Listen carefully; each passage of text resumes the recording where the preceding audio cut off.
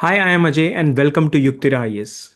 And we are going to continue with our series of modern Indian history, which is being done by Active Recall Method, the flashcards, and we are going to complete 100% of the modern Indian history.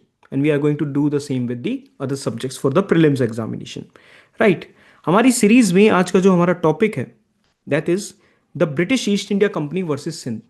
C we have already seen we have seen regarding the expansion and consolidation of Bengal. We have seen it regarding Mysore. We have seen it regarding the Marathas. ठीक है. And today we are going to talk about the areas or the region of Sindh. ठीक है. उसके कुछ medieval history वाले part को देखेंगे, कुछ मॉडर्न वाले पार्ट को देखेंगे, and finally we will go through all these flash cards very quickly and we will understand कि how this everything this expansion and consolidation of Sindh was done. ठीक है. This video will have timestamps, so if you have certain idea about the history how Sindh came into being वो सब है, you can skip directly to the flashcards part जहाँ पर हम इन चीज़ों को शुरू करते हैं, which is the exam ready material. अगर उसका आइडिया नहीं है तो let us get some idea regarding this. ठीक है, ताकि हमारे जो फाउंडेशन है, ठीक है, और जो हमारे जो बेसिक्स हैं वो काफ़ी ज़्यादा स्ट्रोंग हो सकते हैं. ठीक है, तो let us start with that. हमारे फर्स्ट फ्लैश कार्ड्स पे आने से पहले of course we will be going through the Sindh. ठीक है, तो एक फ्रेश पेज ले लेते हैं इसके regarding and we will start with the history of Sindh that how it came into being. देखो करंट स्टेटस तो पता है, you know the current status that it is one of the provinces of Punjab. Right. अगर मैं एक सबसे पहले if I draw a very rough map of India over here, ठीक है, तो ये वाला एरिया ऐसे करके ये ऐसे आ जाता है. ठीक है, अब ये जो एरिया है दिस पर्टिकुलर एरिया, ठीक है, I will highlight it for you if you want to. ठीक है, this particular area which touches the borders of what it is touching the borders of the state of Rajasthan. This is the Gujarat area. ठीक है, and this is the run of Kutch area. ठीक है, अब ये जो यहाँ पर छोटा सा प्रोविंस है, ठीक है, this is the province of Sindh. ठीक है, so this is the province of Sindh and ये करंटली पाकिस्तान का वन ऑफ द प्रोविंसेस है. फाइन. अब इस बेसिकली इस मैप को ध्यान में रखना and we are going to look at this particular area only and we will see how things are developing in this particular area. ठीक है, तो करंटली मॉडर्न वाले की हमने बात कर ली कि क्या था. अब मान लीजिए कि मैं आपसे पूछता हूँ, आई am asking you regarding the medieval time period की अगर मैं बात करूँ, मिडिवल टाइम पीरियड की अगर मैं बात करूँ, तो उस पर्टिकुलर टाइम पे there was the area of Sindh. ठीक है, अब वो रीजन है वो सिंध का जो हमारे दिमाग में, उसकी capital what was the capital, because ये हमारे सामने वैसे भी फ्लैश कार्ड्स में कैपिटल आएगी. It was having the capital as Thatta. ठीक है, तो Thatta was the major capital, major city of the Sindh area. Right, and this was during the medieval time period. Right. अब if you are following this particular series तो आपको पता है that earlier we discussed about कि कैसे 10th-12th century में, ठीक है, कैसे 10th-12th सेंचुरी में आपको पता है ना लोकेशंस पता है कंट्रीज़ की. If I ask you the locations of the country, यहाँ पर we have India, then we have Pakistan, then we have Afghanistan. ठीक है, this is Iran, Iraq, Turkey. ठीक है, यहाँ पर ब्लैक सी है, I remove this first for now. ठीक है, यहाँ पर टर्की है, here it is black sea, here it is Caspian sea. ठीक है, ये दो सीज हैं यहाँ पर, उनके बीच में we have Armenia and Azerbaijan and इधर वी हैव तुर्कमेनिस्तान. ठीक है, अब ये वाला जो एरिया है, this area that I am basically showing you, this particular area, अब 10th-12th सेंचुरी में क्या हुआ इस पर्टिकुलर एरिया में, which is this particular area. ठीक है, अब ये एरिया जो है in the 10th to 12th century I am talking about, ठीक है, मिडिवल टाइम पीरियड है ना, 10 to 12 सेंचुरी। नाउ इस पर्टिकुलर टाइम पीरियड में देर वॉज गजनविद एम्पायर और डायनेस्टी। कौन सा एम्पायर था? It was the Ghaznavid empire और डायनेस्टी। ठीक है, I will be using this space, तो I will get rid of my screen over here। ठीक है, and let us continue. Ghaznavid empire है and that too in the 10 to 12 century. अब इसी area में बाद में जाकर we will again have Ghurid dynasty as well और the Ghurid empire as well. ठीक है, but why we are discussing this? अब ये जो गजनविद एम्पायर है ना, इसमें से हमारे कुछ रिलेशंस निकलेंगे। सी कुछ चीज़ों को ऐसे देखना, will be discussing some information which may not be that critical for your exam, but ठीक है, वो कब किस वे में आपके एग्जाम में यूज आ जाएगी, you never know about it. ठीक है, तो कुछ ऐसी इंफॉर्मेशन को भी बात कर लेंगे। अब इस गजनविद एम्पायर में विच वॉज, कौन से टाइम पीरियड की हम बात कर रहे हैं? We are talking about 10 to 12 century. ठीक है, और हम इस वाले पर्टिकुलर एरिया की बात कर रहे हैं। We are talking about this area. ठीक है, यहीं पर गजनविद एम्पायर आया था और यहीं पर, ठीक है, बाद में ग्यूरिड एम्पायर आएगा। फाइन। अब गजनविद एम्पायर में there was, let's change the pen, there was Mahmud of Ghazni. You must have heard it in history. ठीक है, महमूद ऑफ गजनी था। अब ये महमूद ऑफ गजनी को आप कैसे याद रखते हो? Because you remember he invaded India. ठीक है, he invaded India. And how many times he invaded India? He invaded India 17 times. ठीक है, अब ये हम किसके बारे में डिस्कस कर रहे हैं? वी आर टॉकिंग, ठीक है, one of the rulers from the Ghaznavid empire of 10 to 12 century. ठीक है, नाउ ये जो उन्होंने इंडिया के अंदर रेड करा, this was during the time period of 1000 AD to 1027 AD। ठीक है, this was the time period. और you very well know what he raided, the most famous of his raids. ठीक है, the most critical of his raids was of the Somnath temple. ठीक है, which is in the state of Gujarat. ठीक है, ऐसे करके है ये, दिस इज लाइक दिस। ठीक है, हेयर इट इज लोकेटेड। ठीक है, what is this Somnath temple? It is one of the 12। ठीक है, it is the first one, I will say it is the first one of the 12 jyotirlingas. ठीक है, क्या ये one of the first of the 12 jyotirlingas, ठीक है, ऑफ शिवा और the shrines of Shiva. ठीक है, तो इसको बाद में तो रिबिल्ड कर दिया गया था। तो this is something about the medieval history. ये वाला पार्ट वैसे रिवाइज कर लेना, ठीक है, हमारे वैसे यूज आ जाएगा। तो 10 to 12 सेंचुरी में अच्छे से याद कराएंगे। 10 to 12 सेंचुरी में इस पर्टिकुलर एरिया में we have the Ghaznavid empire and then will come the Ghurid empire. ठीक है, एंड गजनविड एम्पायर में this is the person we need to keep in mind. Now why we are talking about this person? ठीक है, because वो इसलिए हम बात कर रहे हैं कि he was the same person who invaded the area of Sindh as well. ठीक है, he just not invaded India, he invaded the area of Sindh as well. ठीक है, वो उस एरिया को इन्वेड करते हैं एंड सिंध जो है, ठीक है, now comes under the Ghaznavid empire. तो सिंध का जो रीजन है वो अब कहां पर आ चुका है? It is under the Ghaznavid empire. And same thing happens during the Ghurid empire. ठीक है, अब इनके बाद इनका रूल चलता रहेगा। और हमने पहले भी डिस्कस करा है दिस थिंग कि जैसे जैसे रूल्स आगे बढ़ते हैं उनकी जो पावर्स है वो कम होती चली जाती है। अब ना इस चीज़ को अपने दिमाग में रखना कि that we have discussed over till here. ठीक है, अब जैसे जैसे ग्यूरिड एम्पायर हुआ, ठीक है, उनकी पावर कम हुई and what happened after that was that there were some local chiefs. ठीक है, वहाँ पर क्या थे? कुछ लोकल चीफ्स थे। ठीक है, उन लोकल चीफ्स में से एक पर्टिकुलर चीफ ने he seize the power in the areas of what? Sindh. He seize the power in Sindh. ठीक है, तो हमारी स्टोरी फॉर्म हो रही है कि मिडिवल टाइम पीरियड में सिंध नाम की एक जगह थी जिसकी कैपिटल थट्टा होती थी। ठीक है, अब यहां पर फॉर्म हुए गजनविड और ग्यूरिड एम्पायर्स इन एरियाज में रेड करते हैं और इस एरिया को, इस वाले पर्टिकुलर एरिया को अपने एम्पायर का वन ऑफ द पार्ट बना लेते हैं।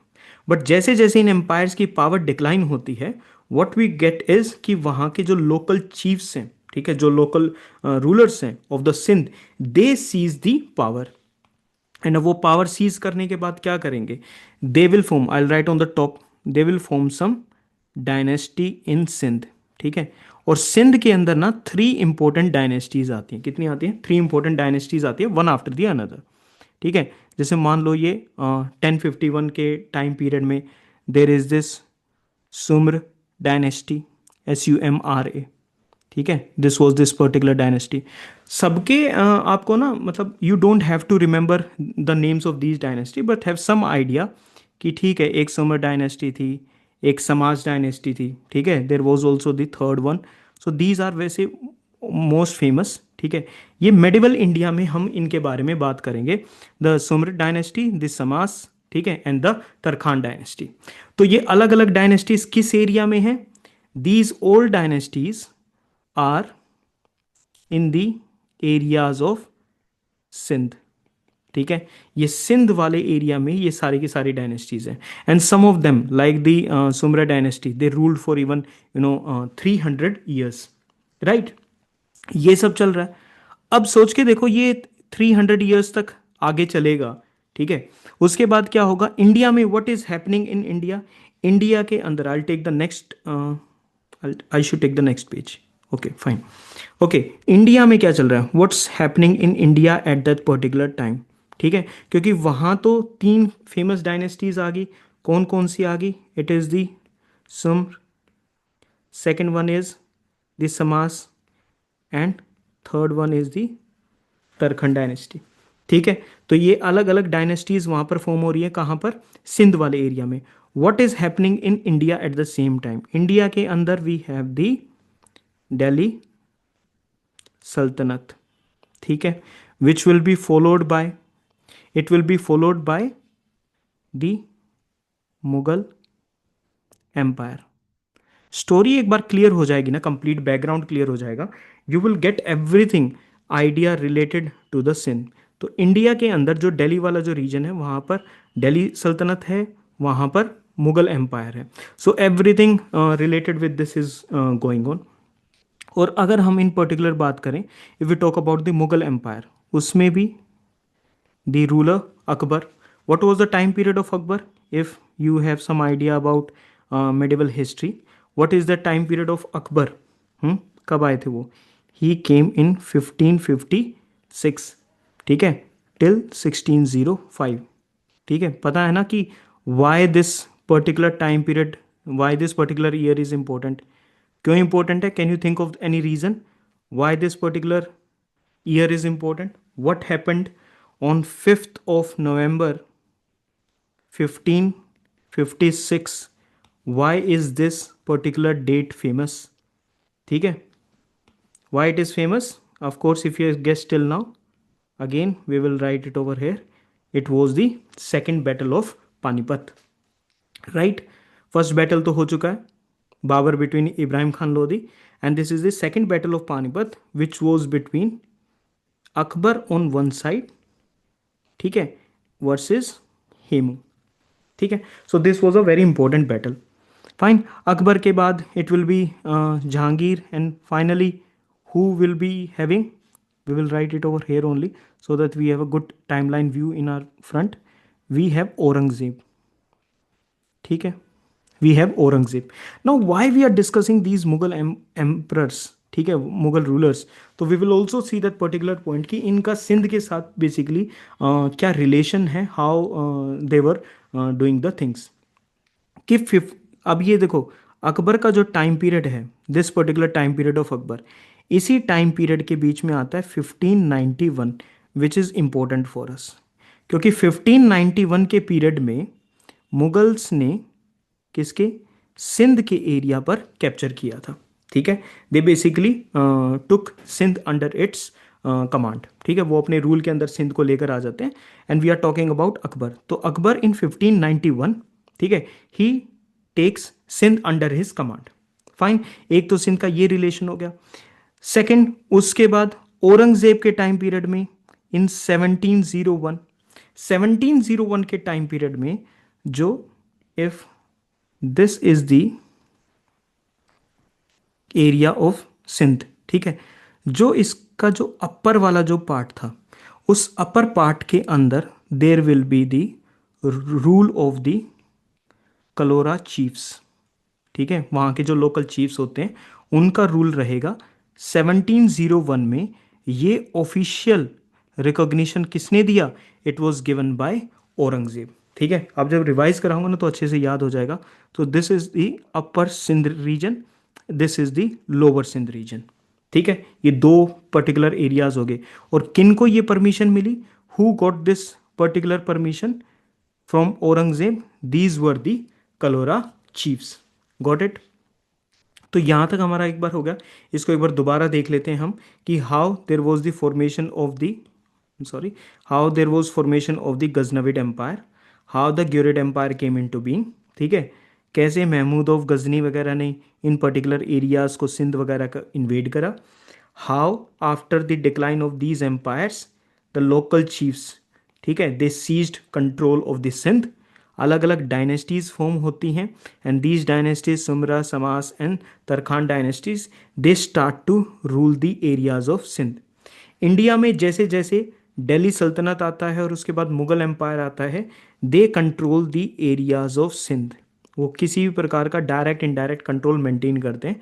And during the Mughal empire, ठीक है, Sindh is seized by Akbar in 1591।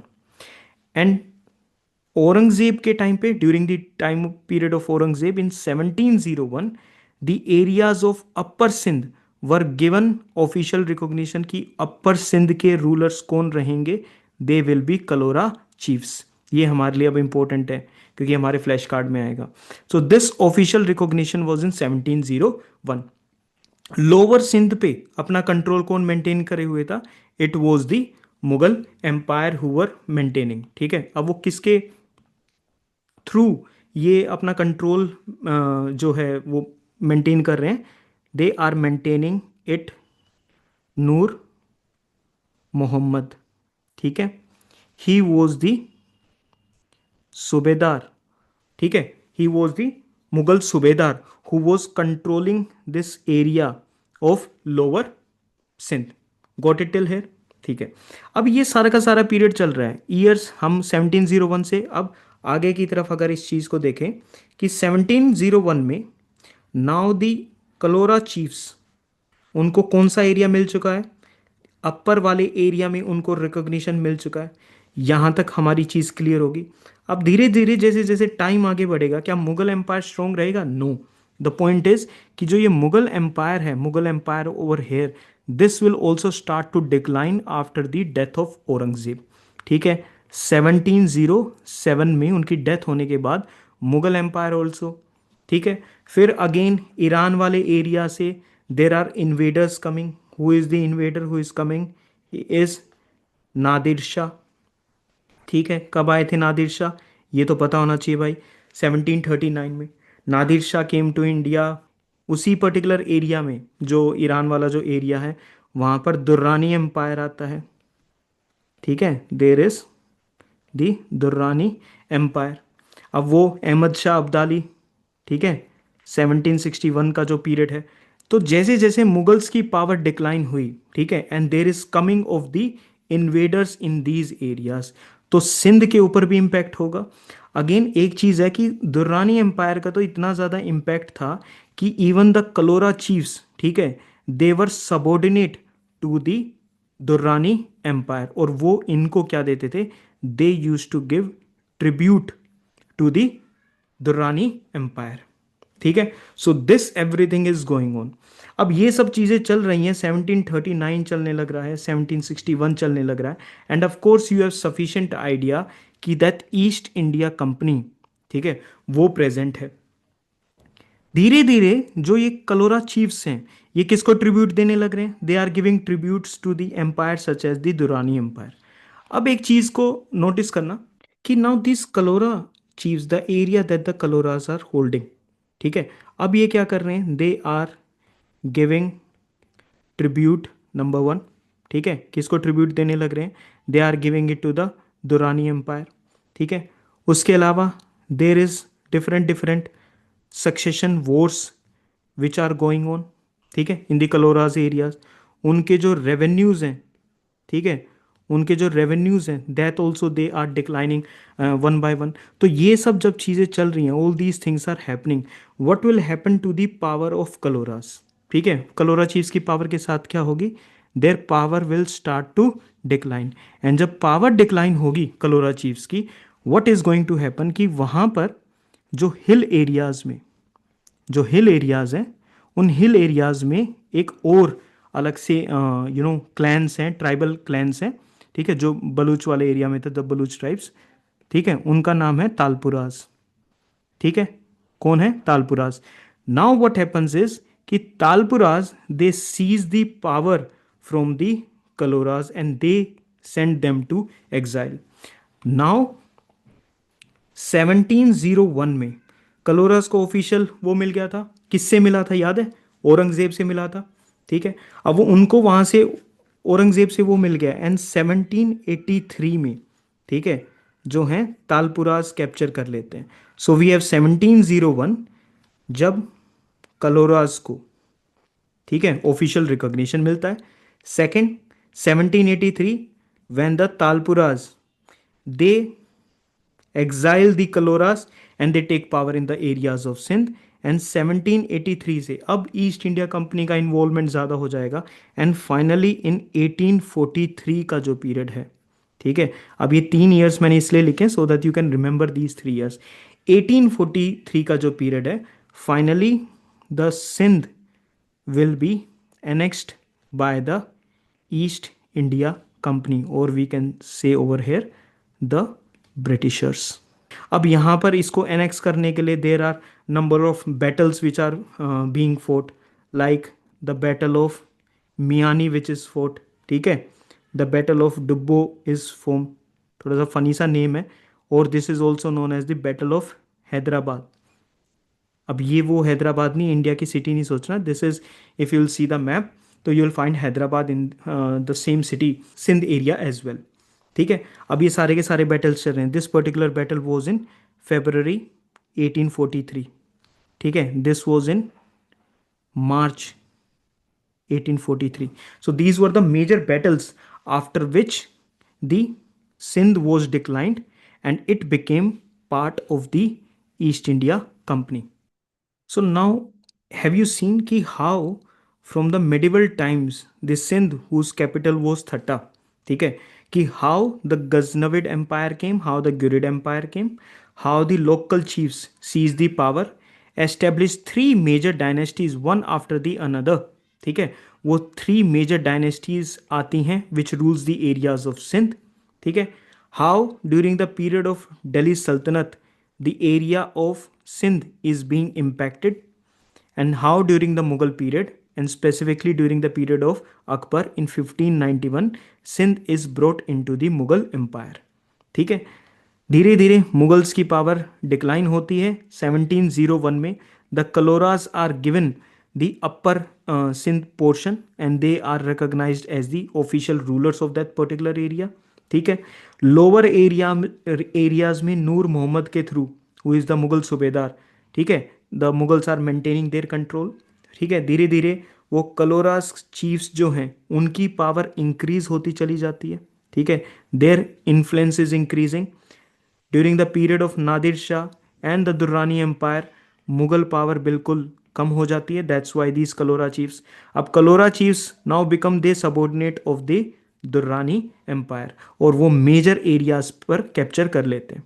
ठीक है, 1701 से अब 1783 तक now they are holding power, but with time the Kalhoras will also become weak. उसके रीजंस हमने देख लिए, they were paying heavy tributes to the Durrani empire, there were succession wars which are going on, ठीक है, and then the revenue was also declining. तो because of this the whole of Kalhora empire was declining. ठीक है, हिल areas में एक दूसरा tribe होता है विच इज द तालपुराज।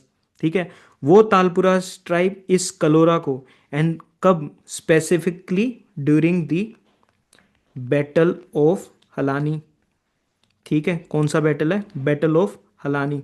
ठीक है, कलोराज हिल गए हलानी। ठीक है, this was in 1783 and finally the Talpurs come in to power. अब ये जो तालपुराज होते हैं ना, एक चीज को याद रखना, दीज तालपुराज ठीक है, they will call themselves not as as rulers, but they will call themselves as amirs. ठीक है, अब ये आमिर्स की तरह रूल करेंगे और एरिया भी काफी बड़ा हो गया था। तो what they did is they divided the Sindh into number of factions, the north, west, south, ठीक है, and the west, south, east and the north.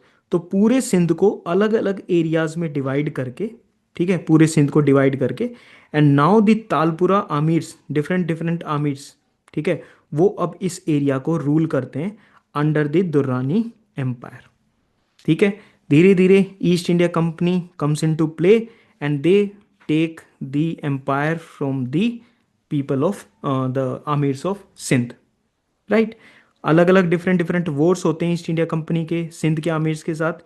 Miani 43, Dubbo which is the battle of Hyderabad again in 1843। So all of these things are happening in the areas of Sindh.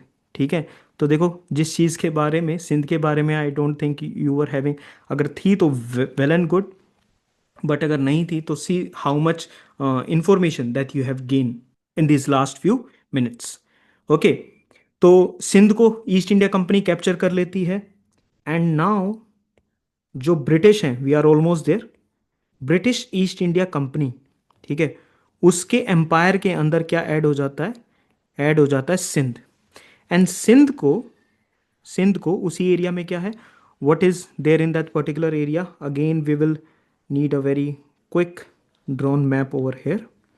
ठीक है, ये area किसका है, this is the different different areas of the, this is area of the Bombay province. ठीक है, ये किसका area है, it is the area of Bombay province and Sindh को इस बॉम्बे प्रोविंस का पार्ट बना दिया जाता है। ठीक है, बट बॉम्बे प्रोविंस का एरिया ना, इट वाज सो वास्ट। ठीक है, बॉम्बे प्रोविंस का एरिया इतना ज़्यादा वास्ट था, तो क्या होता है इस पर्टिकुलर चीज़ की वजह से, ये जो वास्ट एरिया है उसकी वजह से सिंध पर ध्यान ही नहीं जाता। ठीक है, and people of Sindh are saying that we are being neglected in the development and everything. और फिर फाइनली इसको under the government of India act, ठीक है, 1935, Sindh is now separated from the Bombay provinces. ठीक है, इन दोनों को अलग कर दिया जाता है एंड सिंध को एक सेपरेट प्रोविंस बना दिया जाता है। And of course after 1947 Sindh will become part of the west Pakistan. ठीक है, एंड आपको इसकी करंट कंडीशन का पता है, it is one of the province of the west Pakistan. ठीक है, Karachi which is the largest city, Karachi which is the largest city of Pakistan, it is located in the province of Sindh only. So this is the complete timeline that we have seen starting from the 10th 12th century of how the Ghaznavid empire, ठीक है, वो कैसे invade करते हैं सिंध के area को and कैसे finally 1947 वाले टाइम पीरियड में कैसे Sindh becomes part of the west Pakistan and finally फिर वो पाकिस्तान के अंदर पार्ट बन जाता है। So now we have seen the complete starting from the 10 to 12 century, यानी कंप्लीट हमने वो पूरा का पूरा पार्ट देख लिया, नॉट टू रिपीट इट। ठीक है, अब वो कैसे पाकिस्तान का एक प्रोविंस बन जाता है। So if you haven't taken any particular screenshot तो डेफिनेटली यू कैन। ठीक है, and now we will go through these flash cards very quickly. How very quickly we can go, because now we have the complete idea of how the story is being formed. बीच में एक दो चीज़ें आएंगी जो explain करने वाली होंगी, of course I will be there to explain it to you. Now you can completely and quickly go through it. ठीक है, और खुद ही पॉइंट्स सोचना दिमाग में। स्टोरी याद है, यस स्टोरी याद है, now it will be easy for you. Kalhora chiefs to the Talpura amirs, कुछ ईयर्स याद है, 1701 Aurangzeb official recognition to Kalora chiefs, tribute to the Durrani Empire.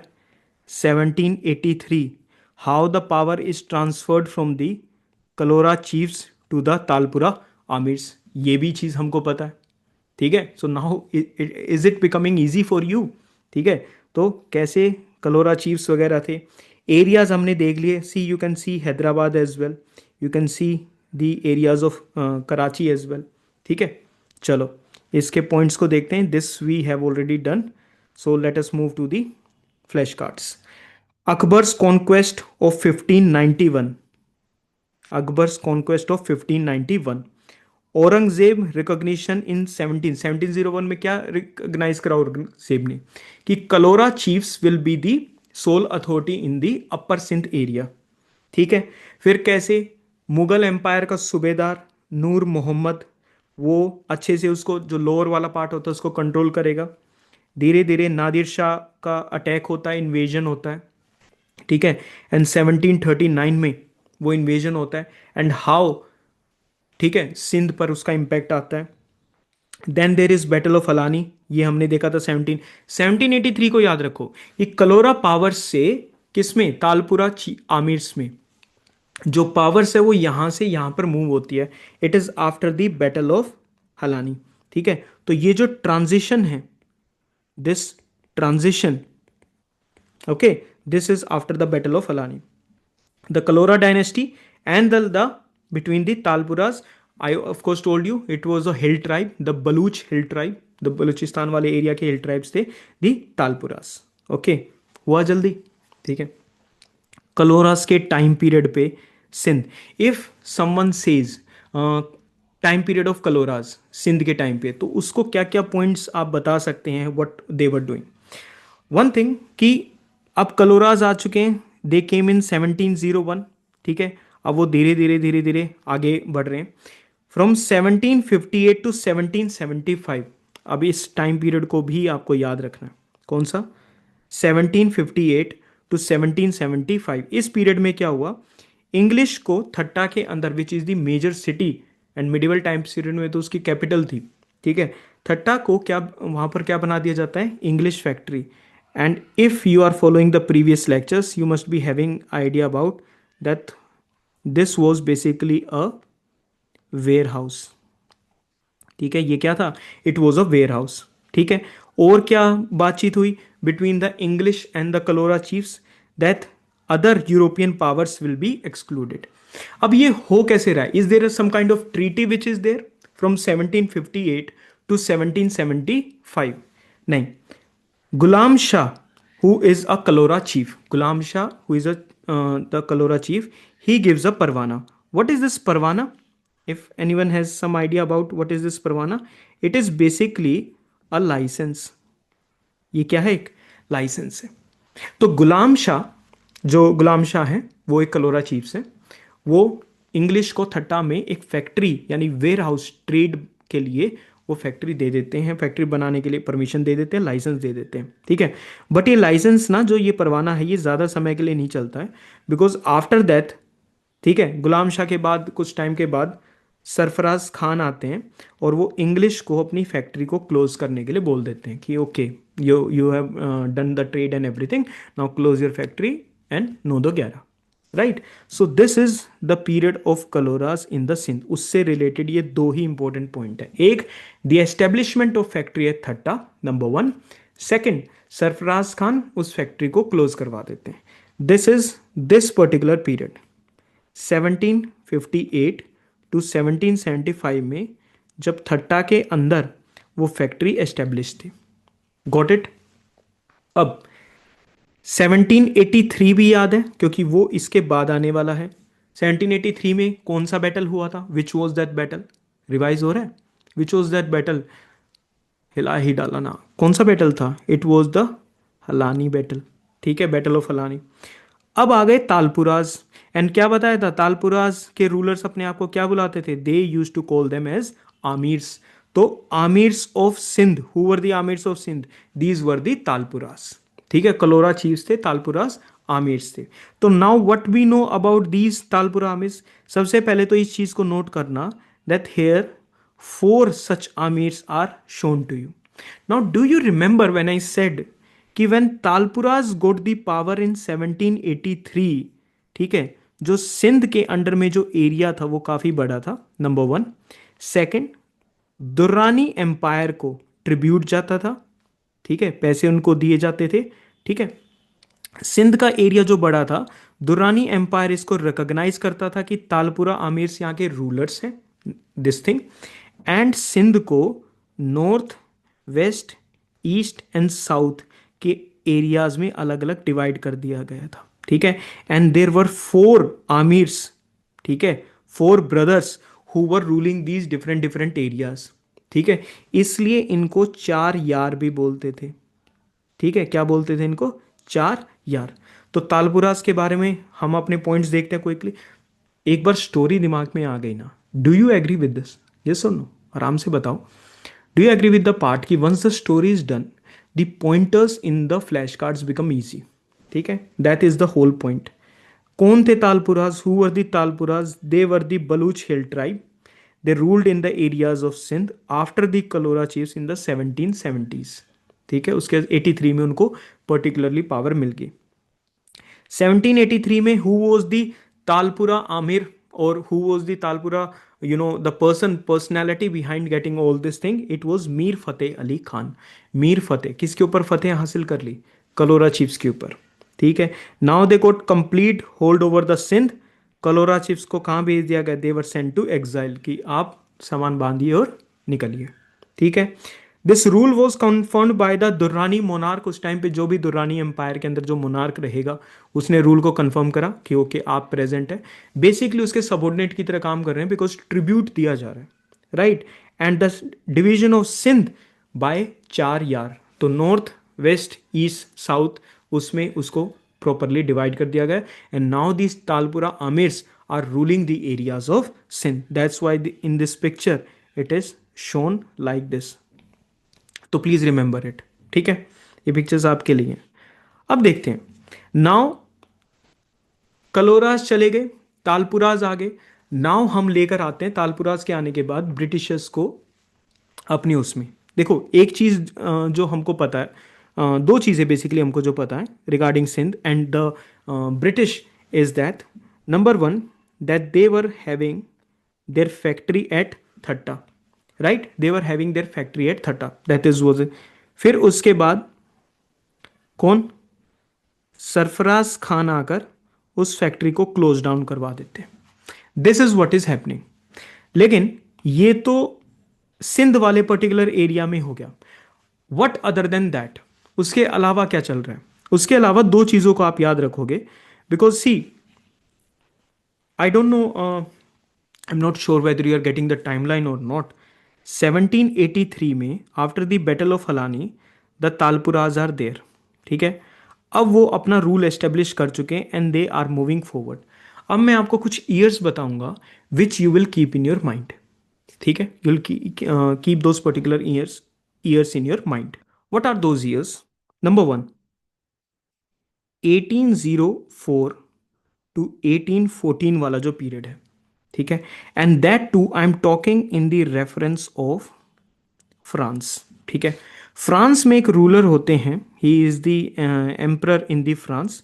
So there is this one personality, he is Napoleon Bonaparte और Napoleon first, ठीक है। अब इनका time period जो है 1804 to 1814 and he is in France, ठीक है। फ्रांस में इससे पहले क्या चल रहा था? What was going there in France, ठीक है। हमें यह पता है कि 1789 में क्या चीज हुई थी। What happened in France which is the most critical significant event that happened in France 1789? It was the French revolution, ठीक है। फ्रेंच रेवोल्यूशन में पार्ट लेते हैं, धीरे धीरे किंग हट जाता है, लोगों का रूल आ जाता है, वो सब चल रहा है। That is world history from that perspective, ठीक है। फ्रेंच रेवोल्यूशन हुआ, धीरे धीरे ये आर्मी के एक जनरल बन जाते हैं, ठीक है। तो he is one of the general in the army and finally he captures power and वो 1804 से 1814 तक he is like the France के वो एम्परर की तरह काम कर रहे हैं, ठीक है। ओके, तो नेपोलियन 1 है। दूसरी तरफ we have Russia as well which is in the east side, ठीक है। इस साइड अगर मैं I write it over here only, ठीक है। We have Britain as well, ठीक है। तो कैन यू सी कि यूरोप में कुछ चल रहा है, ठीक है। और यूरोप में क्या चल रहा है कि नेपोलियन को, please try to understand the a little bit story, क्योंकि कहीं ना कहीं वर्ल्ड हिस्ट्री में याद करनी पड़ेगी, किसी और चीज़ में याद करनी पड़ेगी, तो अच्छा है आज ही याद कर लो, ठीक है। कोई अच्छे से समझा रहा है?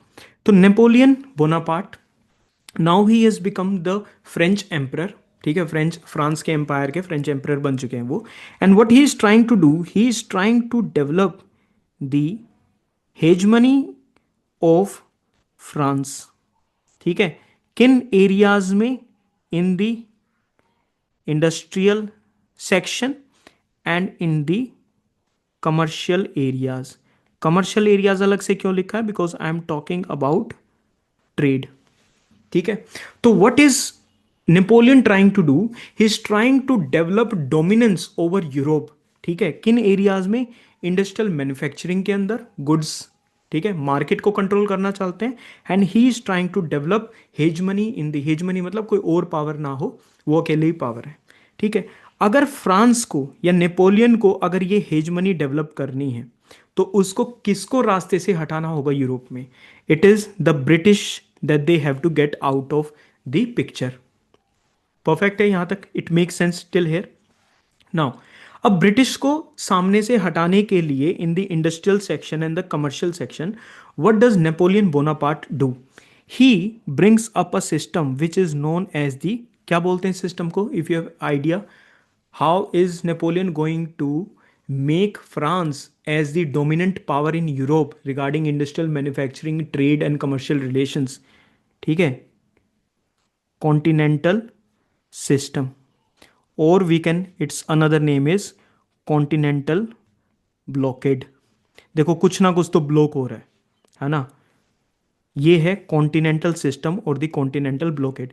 ये नीचे वाला पार्ट अगर रिक्वायर्ड ना हो तो should I remove it? Yes, ठीक है, एक बार वैसे देख लो 1804 टू 1814, इस पार्ट को मैं रिमूव कर देता हूँ, ठीक है, बिकॉज अभी पार्ट जो चाहिएगा that will B regarding the continental system और द कॉन्टिनेंटल ब्लॉकेड। अब ये जो सिस्टम है ना, 1804 में तो पावर में आए थे, ठीक है, एज एम्परर। ये सिस्टम चला था 1806 से 1814 तक। नाउ बेसिकली सिस्टम क्या था? It was a trade embargo, ठीक है, it was a trade embargo. Embargo क्या होता है? What do you mean by embargo? कि टोटल बैन लगा दिया जाए कि किसी भी प्रकार का कोई भी कमर्शियल एक्टिविटी नहीं होगी, कोई भी ट्रेड नहीं होगा। ये कॉन्टिनेंटल सिस्टम या ब्लॉकेड या ट्रेड एम्बार्गो किसके अगेंस्ट में लगा? इट वॉज अगेंस्ट ब्रिटेन, कि ब्रिटेन का कोई भी मैन्युफैक्चर्ड गुड या जो भी गुड्स हैं उनके, किसी प्रकार की कमर्शियल एक्टिविटी, कोई ट्रेड एक्टिविटी यूरोप के साथ नहीं होगी। तो एक तरफ we have Britain on one side and Europe on the other side, ठीक है। और इन दोनों के बीच में अब क्या लग गया है? There is a trade embargo और द कमर्शियल एम्बार्गो, कि कोई भी चीज नहीं जाएगी। अब देखो क्या क्या चीज होगा। अगर फ्रांस को पूरे के पूरे यूरोप में ट्रेड एम्बार्गो लगाना है, क्योंकि ब्रिटिश के गुड्स तो रिक्वायर्ड थे यूरोप के अंदर, ठीक है, ब्रिटिश बहुत बड़ा ट्रेडर बन चुका था उस पर्टिकुलर पॉइंट ऑफ टाइम तक, ठीक है। अगर उसको करना है तो व्हाट, फ्रांस को क्या करना पड़ेगा? उसको अलग अलग कंट्रीज के साथ एक कोलिशन डेवलप करना पड़ेगा, ताकि वो जो continental system, and it was a vast trade embargo, पूरे यूरोप पर ब्रिटेन का कोई सामान, कोई शिप, कुछ नहीं उतरना चाहिए, कुछ भी उसके साथ कनेक्शन नहीं रहेगा, ताकि ब्रिटेन को इकोनॉमिकली डोमिनेट करा जा सके, ठीक है। तो उसके लिए कोलिशन की रिक्वायरमेंट होगी। अब वो कोलिशन के लिए डिफरेंट डिफरेंट जो कंट्रीज होंगी, अब वो कंट्रीज किसी भी वे में आ सकती हैं। अब वो चाहे रशिया हो, प्रूशिया हो, स्पेन हो, या other different different small small countries हों उस टाइम पे। तो वी हैव रशिया, ठीक है, जो जर्मनी का एरिया है वहाँ पर प्रूशिया। तो ये मेजर कुछ ऐसे एरिया कंट्रीज थे, रीजन्स थे, जिनके साथ फ्रांस ने कोलिशन डेवलप करा, एक यानी ग्रुप डेवलप करा कि हम कॉन्टिनेंटल सिस्टम को बेटर करेंगे, ठीक है। इस कॉन्टिनेंटल सिस्टम को करने के लिए नेपोलियन को डिफरेंट डिफरेंट क्या थी? ट्रीटीज साइन करने की ज़रूरत थी। चाहे पहले उनके साथ वॉर करा, ट्रीटी साइन करी, और ट्रीटी में ये लिखवा दिया कि आप कॉन्टिनेंटल सिस्टम का हिस्सा बनेंगे, ठीक है। इस कॉन्टिनेंटल सिस्टम को एक दी एंड दे देते हैं। वो कैसे देंगे? कि धीरे धीरे ये कोलिशन ब्रेक डाउन होता चला गया, बिकॉज ब्रिटिश के गुड्स के बिना यूरोप का ज़्यादा अच्छे से सर्वाइवल नहीं था। देर वॉज मैसिव स्मगलिंग, ठीक है, which started the prices started rising up, और पूरी की पूरी इकोनॉमी का डाउनफॉल ना हो उसके लिए ये कोलिशन जो है ब्रेक डाउन होने लगा। Countries like Russia got out of the continental system, ठीक है, 1810 1812 तक वो उनसे ब्रेक डाउन कर लेता है और वो बाहर निकल जाती है, ठीक है। So this is the end of the continental system, वो तो फेल हो गया कॉन्टिनेंटल सिस्टम, ठीक है। उसी के बीच में एक, ये तुम एक वर्ड देख पा रहे हो, द अलायंस ऑफ तिलसित, ठीक है। अब फ्रांस एक पर्टिकुलर पावर है और रशिया एक पर्टिकुलर पावर है, इन दोनों के बीच में रिलेशंस डेवलप होते हैं, ठीक है, इस पर्टिकुलर टाइम में, ठीक है। And France is against Britain, ठीक है। तो when France and Russia they are coming together, ठीक है, तो again I have to rub this particular of, I hope you have got this particular thing. इधर कौन है? फ्रांस है भाई। एक बहुत अच्छी अंडरस्टैंडिंग की रिक्वायरमेंट होती है टू डू थिंग्स नाइसली, ठीक है। एक तरफ हमारे पास क्या है? We have France over here. हाँ, समझ में आ रहा है, दैट इज द पॉइंट, ठीक है। एक तरफ हमारे पास यहाँ पर रशिया है, और कौन है हमारे पास? We have India over here, ठीक है। अब जो फ्रांस है, रशिया है, उनसे क्या खतरा है कि there could be a combined invasion, there could be, I am using the word there could be, हुआ नहीं था, there could be a combined invasion of India by these powers, France and Russia. तो what will Britain try to do? उसको तो अपने interest बचाने हैं। What is Britain trying to do? कि इंडिया में जो ईस्ट इंडिया कंपनीज की जो टेरिटरीज हैं, ठीक है, उनको बचाने के लिए ये सिंध का एरिया, यहां पर था पंजाब का एरिया, यहां पर था अफगानिस्तान का एरिया, इन एरियाज पे ब्रिटिश को स्ट्रोंग होल्ड बनाना था ताकि ये एरियाज एज अ बफर, ठीक है, बफर काम कर सके, ताकि ये इन्वेजन ज़्यादा प्रॉपरली ना हो सके, ठीक है। तो इन एरियाज को क्या बनाना है? हमको बफर स्टेट्स में कन्वर्ट करना है, सो दैट ब्रिटिश के इंटरेस्ट जो इंडिया में है वो बचे रह सके, या फिर इन एरियाज के अंदर ब्रिटिश ईस्ट इंडिया कंपनी को ऐसे रूलर्स को रखना है जो रूलर्स ईस्ट इंडिया कंपनी के अकॉर्डिंग काम कर सकें, ठीक है, again to safeguard their interest, ठीक है। अब ये मैंने आपको पूरी स्टोरी बता दी। अब based on this particular story we will be looking at few of the cards again. The alliance of Tilsit, ठीक है, देखो क्या क्या पॉइंट्स हैं, and you will it will come to your mind, it will keep coming to your mind, okay this was the point, this was the point. जुलाई 1807 में एक formal peace treaty sign होते हैं, because France was attacking Russia and everything, Russia basically surrenders, और वो एक फिर piece treaty sign होती है 1807 में।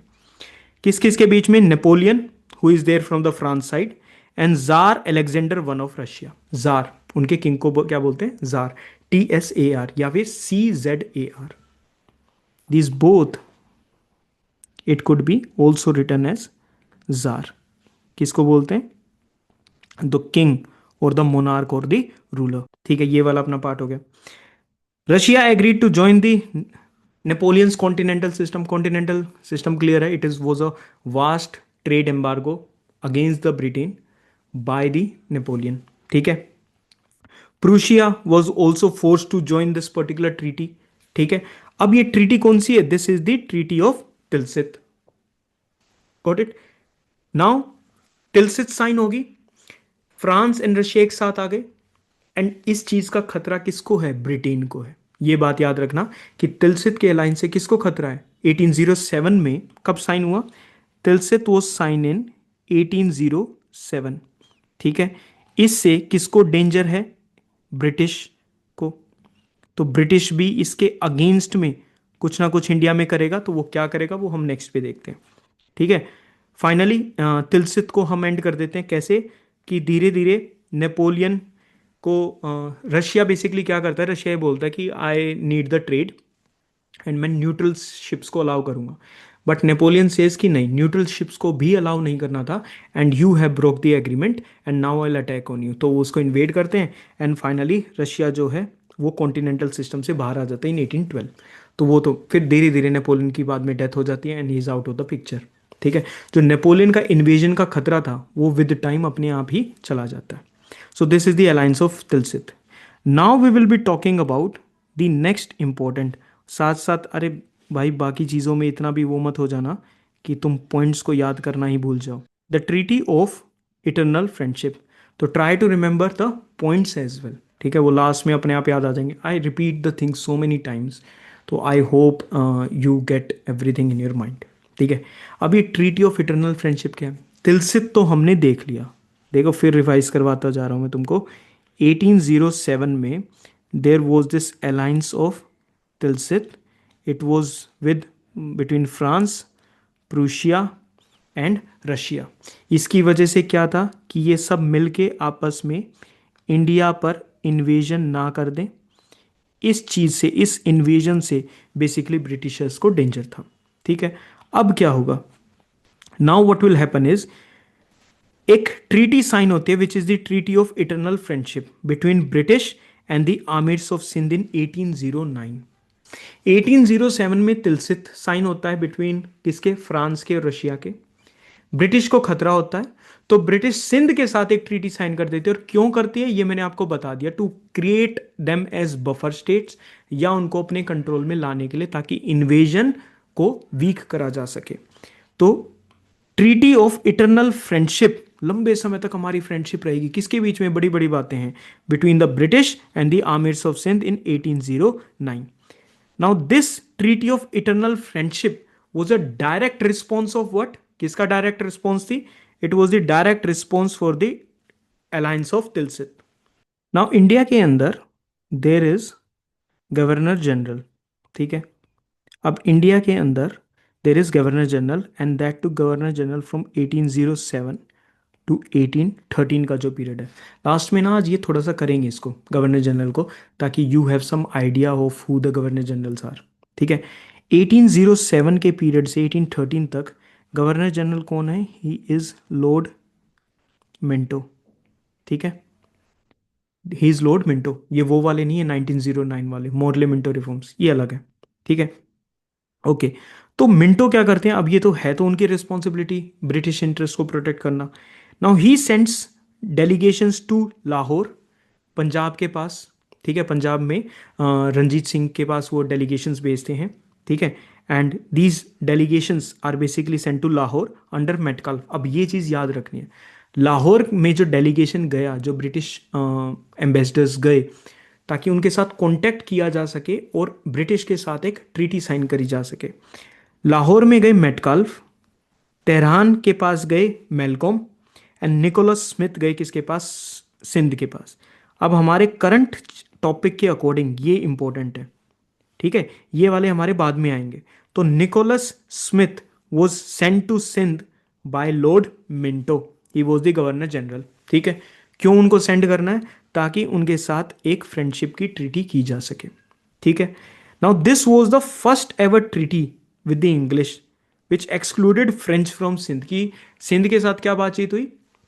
निकोलस स्मिथ ने जाके उनके साथ बातचीत की कि how you have to be with the Britishers and not with the other European powers. तो फ्रेंच के जितने भी लोग हैं वो हैं, आप उन सबको बाहर निकालिए, आप हमारे साथ रिलेशंस करिए। Now this treaty was renewed in 1820 कि आप अमेरिकन को भी वहाँ से वो करिए। आप अपने बॉर्डर डिस्प्यूट्स हैं जो कच्छ के एरिया में, ठीक है, हमने देखा ना सिंध और कच्छ का एरिया है, वहाँ पर आपके जो भी बॉर्डर डिस्प्यूट्स हैं उनको ठीक करिए। वो सब इस ट्रीटी में आ गया था।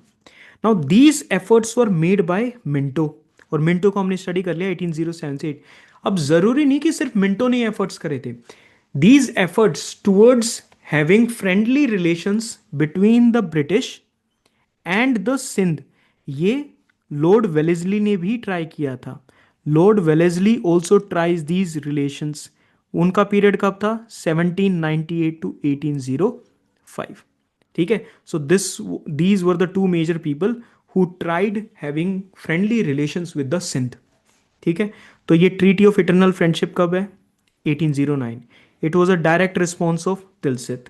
आगे चलते हैं, अब आती है ट्रीटी ऑफ 1832। ठीक है, treaty of 1832, and we very well know that कि अब 1832 का पीरियड आ गया।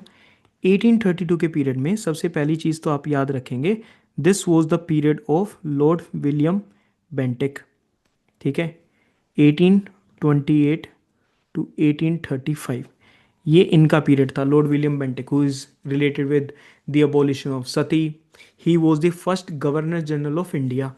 इनसे पहले it was the governor general of Bengal, उसको कन्वर्ट कर दिया governor general of India. The power became more centralised. इनके पीरियड में the treaty of 1832 was signed. Now what is this treaty of 1832?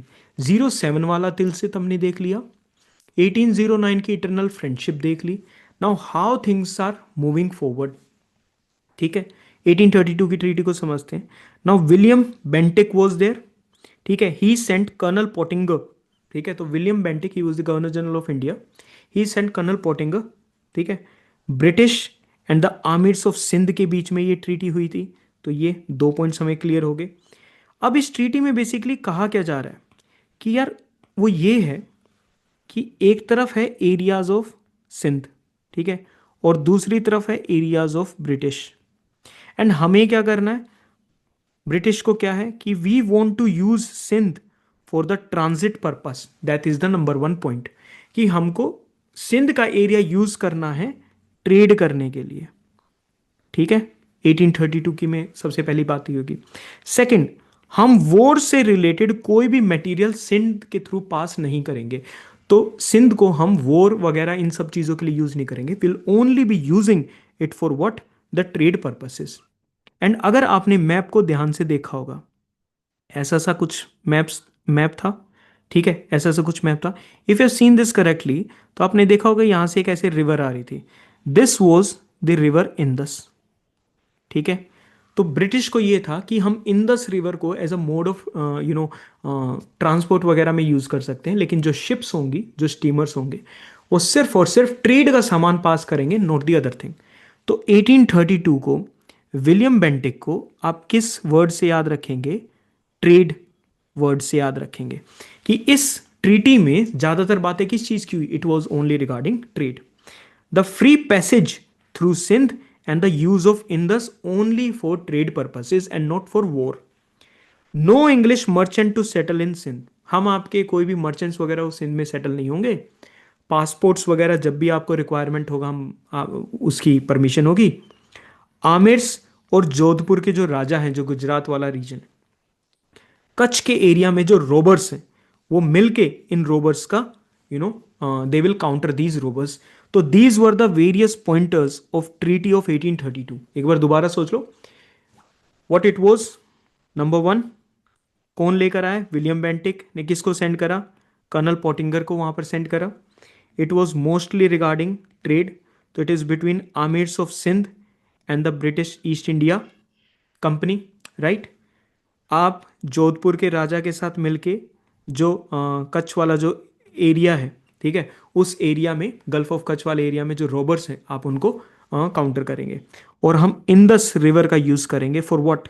We will be using it only for the trade purposes.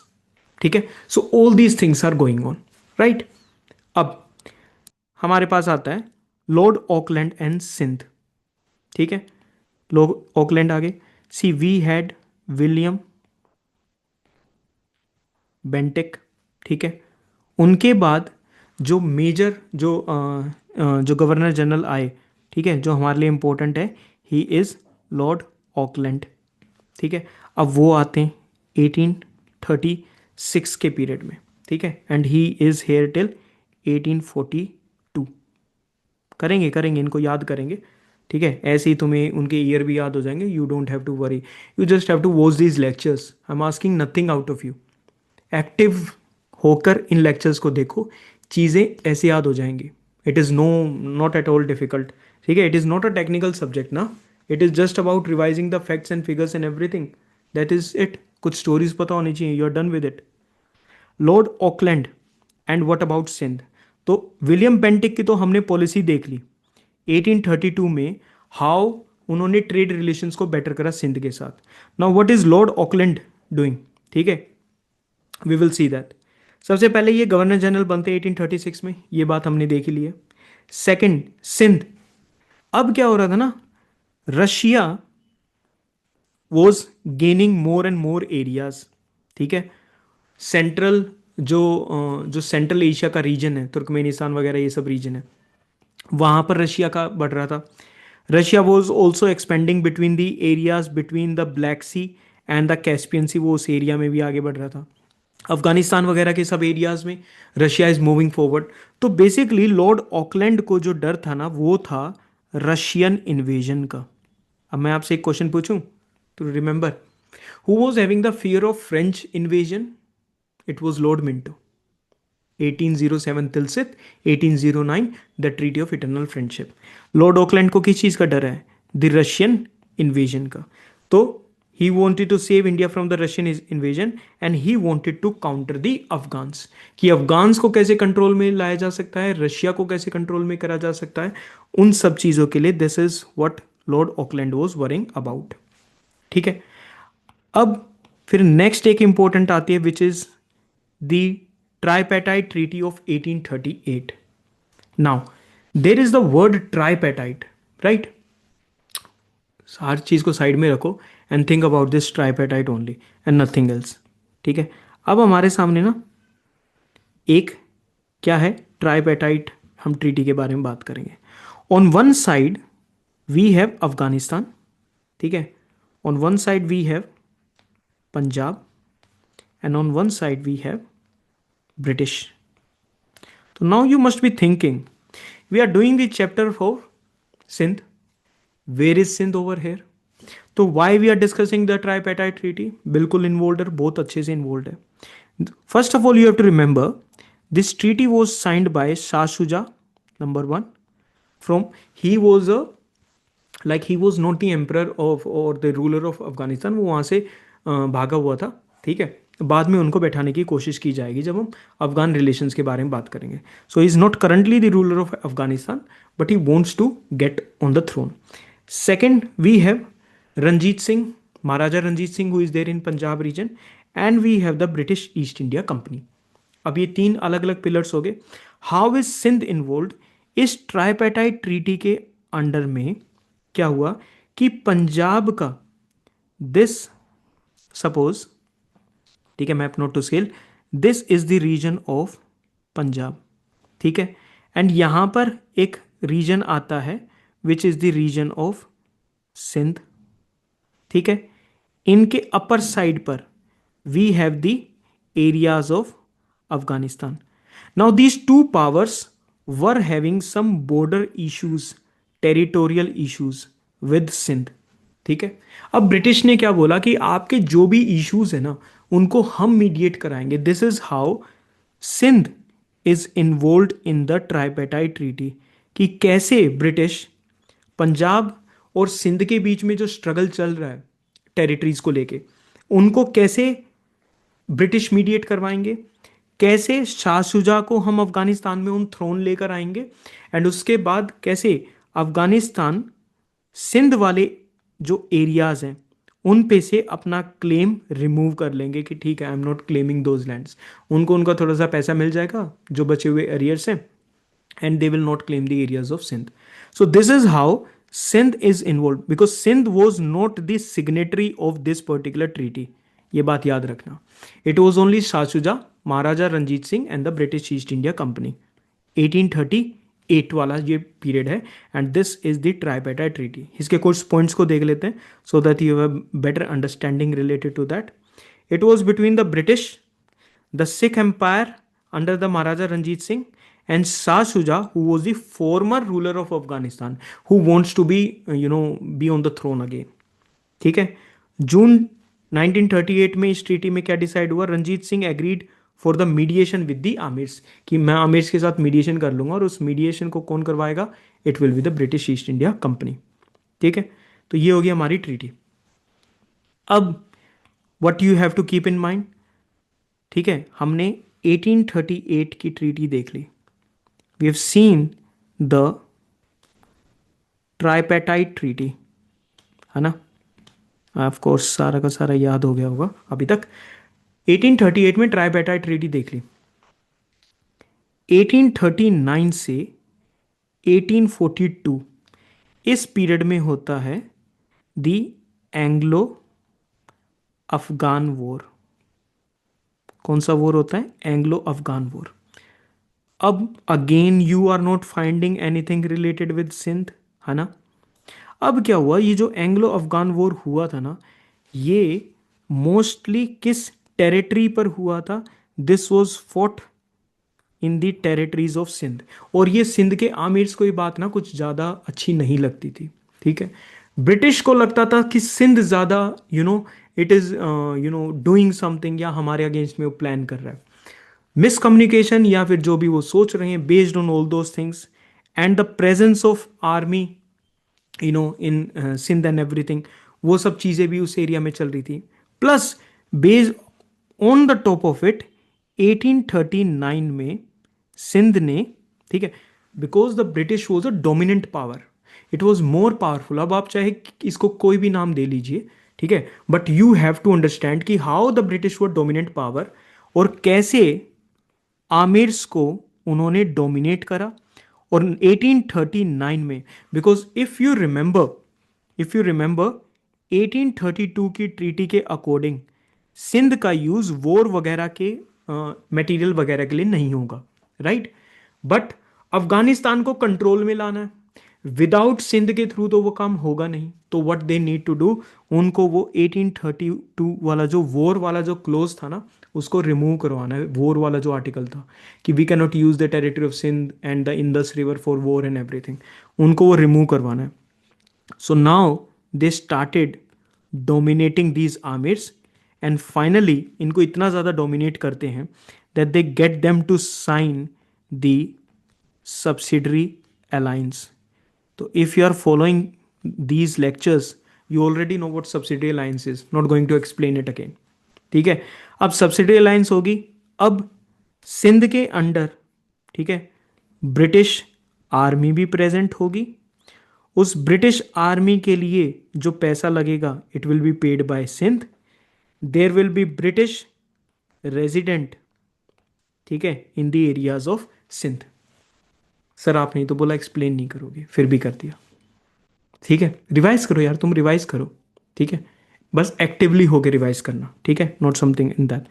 तो 1839 में subsidiary alliance sign होता है between Sindh, ठीक है, and the East India Company. Got it? 1839 में alliance sign हुआ। 1839 to 42 first Anglo Afghan war में सिंध की टेरिटरी का यूज किया जाता है।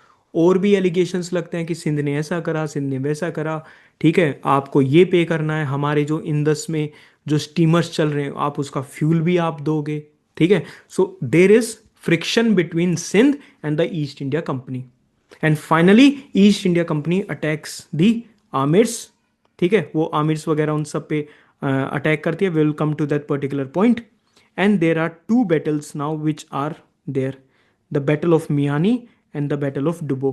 डुबो वाला दूसरा बैटल का नाम क्या था? What is the battle of Dubbo also known as? It is biryani या बैटल ऑफ हैदराबाद। ठीक है, गुड। ठीक है, ये कब था? It was Feb 1843, it was in March 1843। ठीक है, तो ये दो मेजर बैटल्स होते हैं किस किस के बीच में? Between the British east India company and the amirs of Sindh. Subsidiary alliance उसने 1839 में साइन ही कर दिया, एंड फाइनली 1843 में after the first Anglo Afghan war Sindh को कैप्चर कर लिया जाता है अंडर एलन बोरो। ठीक है, तो वो 43 से 44 तक, एलन बोरो 1843 टू 1844, ठीक है, वो गवर्नर जनरल है। उनके बाद 44 से 1848 हार्डिंज आ जाएंगे, ठीक है, आ जाएंगे उस चीज पर भी। ठीक है, Charles Napier becomes the first governor of, now there is merger of Sindh into the British territory. बाद में जाके फिर as we discussed in the starting story कि कैसे वो सिंध को बॉम्बे प्रेसिडेंसी के साथ मिला देते हैं, फिर गवर्नमेंट ऑफ इंडिया में कैसे उसको अलग कर दिया जाता है, Sindh becomes autonomous province of the British empire. तो वो सब चीज़ें जो है, सिंध का जो अपर वाला, बिल्कुल अपर वाला जो पार्ट है, ठीक है, I show you in the map, this is the area of Sindh. ठीक है, ये सिंध का एरिया, राइट। ये अपर वाला खैरपुर वाला जो एरिया, ये एज ए एक प्रिंसली स्टेट रहता है, और बाकी का जितना भी सिंध है, that becomes one of the province.